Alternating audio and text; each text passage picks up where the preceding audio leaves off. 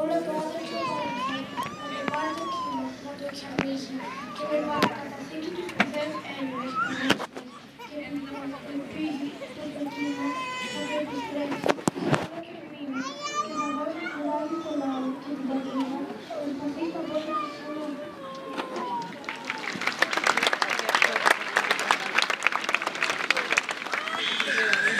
Αυτή η Πατριανάκου ήταν άλλη και που μου λέει η Πατριανάκου ήταν που μου λέει τώρα. Πατριανάκου.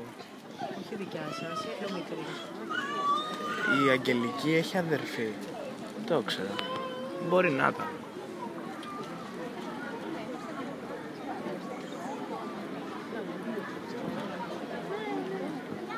Θα τη ρωτήσω.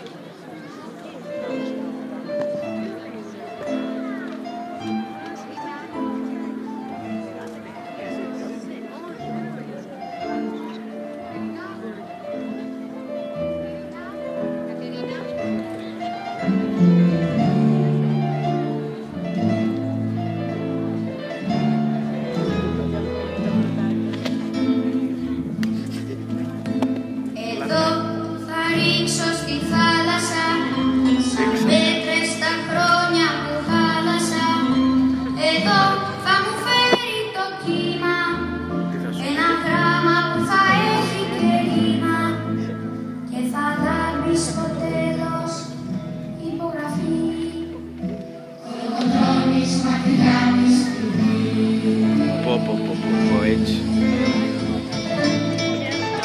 Θα βρεθούμε ξανά όταν όλα θα έχουν περάσει. Στη λατρίδα φιλιά με κουράγιο να πεις. Αυτό κάπου το έχω ξαναδεί. Θα βρεθούμε ξανά όταν όλοι θα έχουν αλλάξει. Στη λατρίδα φιλιά με κουράγιο να πεις μην ξεφτάσει.